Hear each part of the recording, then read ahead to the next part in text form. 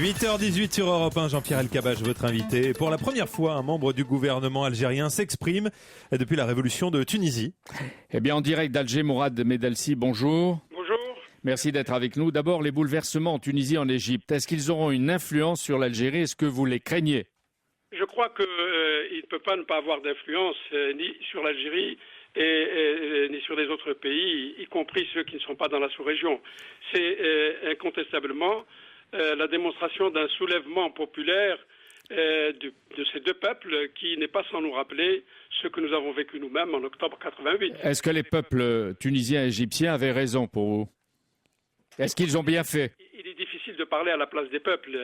Les peuples sont respectables, ils sont eux-mêmes responsables de leur destin et l'Algérie a toujours respecté les autres, surtout quand il s'agit d'un mouvement populaire d'une aussi grande intensité.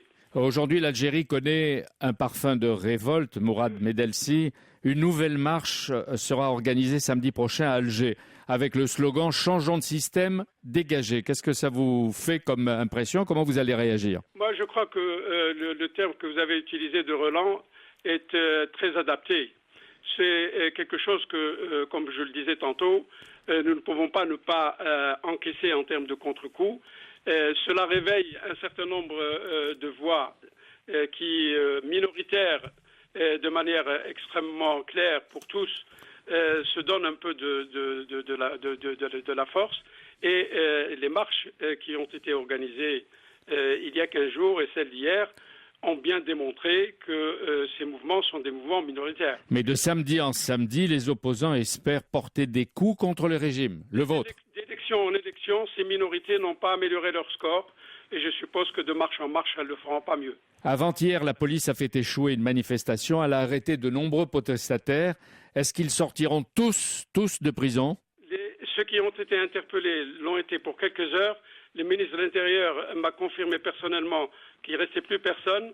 Et je crois savoir que le porte-parole de la coordination a confirmé lui aussi qu'il n'y avait plus d'interpellés retenus par les services. Et de toute façon, les interpellations ont été faites chaque fois à la suite de provocations. Et je voudrais, avec vous, retenir, et pour vous, et pour la communauté internationale, le sens exceptionnel de la retenue de nos services qui ont reçu des coups et qui ne les ont pas rendus. C'est très intéressant parce que l'administration Obama-Clinton vous a demandé hier soir aux forces de sécurité d'Algérie de la retenue. C'est une déclaration que je considère plus comme une déclaration prudentielle que comme un constat. Oui, mais c'est un conseil aussi parce qu'il y a une tentation chez vous de ne pas vous retenir? Nous avons fait la démonstration au cours de cette année que le nombre des blessés se situe au niveau des services de sécurité beaucoup plus qu'au niveau des manifestants et les Américains eux-mêmes ont relevé de manière publique à travers leur représentant, M. Brenner, il y a de cela un mois et demi, le sens exceptionnel de la retenue des services de sécurité. C'est exactement le même sens de la retenue qui a prévalu samedi. Mourad Medelsi, samedi dernier, Ali Belhadj, qui a été le chef de l'ex-FIS, le Front islamique du salut, a été un moment vu dans la manifestation. Est-ce que les islamistes peuvent trouver l'occasion d'influencer, de conduire le mouvement chez vous? Je crois que les islamistes ont montré leurs limites en Algérie et que pour en arriver là, l'Algérie a payé un prix très très fort et les Algériens ont payé un prix très très fort. Mais est-ce que les jeunes s'en souviennent? Est-ce que les jeunes se souviennent de 1988 et qui était pour vous un cauchemar sanglant? Absolument, absolument. Et je crois que la présence de ce monsieur que vous venez de citer a eu comme résultat qu'il soit, chaque fois qu'il a essayé de s'intégrer à des marches, qu'il soit quasiment évacué. Mais vous craignez pas un mouvement d'islamisme qui se joindrait à d'autres forces de l'opposition? Il ne faut rien exclure et il faut être vigilant. Et le gouvernement algérien, sous la conduite du président Bouteflika, a ramené la paix, mais il n'a jamais baissé la garde contre le terrorisme. Et cette vigilance, nous l'appliquons au quotidien. Alors, le président Bouteflika, puisque vous le citez, est-ce qu'il changera la manière de gouverner des autorités algériennes et même le gouvernement algérien, si vous le savez ou vous avez quelque intuition? La manière de gouverner est quelque chose qui procède d'un processus constant d'amélioration. Nous en avons tous conscience et nous le souhaitons tous. le changement de gouvernement appartient comme décision au seul président de la République qui évaluera la possibilité, comme il l'a fait dans le passé, C'est pas exclu. d'apporter des ajustements lorsqu'il le jugera nécessaire. Mais ce qui est plus important aujourd'hui, c'est que le gouvernement s'est réuni le 3 février et qu'il a arrêté, dans le sillage de ses efforts au cours de ces dernières années, des mesures qui sont de nature à accélérer les processus. Alors, par exemple, Mourad Medelsi, il y avait l'état d'urgence. Il est appliqué depuis des années, officiellement pour mieux lutter contre le terrorisme. Le président Bouteflika... lutter contre le D'accord. Alors, le président Bouteflika a promis le 3 février de le supprimer. Quand sera-t-il supprimé l'état d'urgence? Le jour prochain, on en parlera en parlant du passé. 10 à 15 jours 20 jours Peut-être moins, peut-être un peu plus, mais je dirais bien dans les jours prochains. C'est-à-dire en Algérie, l'état de droit. C'est-à-dire en Algérie, le retour à l'état de droit qui permet et de manière totale l'expression des opinions, mais toujours par référence à la loi, les mesures exceptionnelles qui sont prévues par l'état d'urgence qui permet au ministre de l'Intérieur et au Wali de prendre des dispositions pourront être levées, mais la lutte contre le terrorisme sera encadrée par des textes.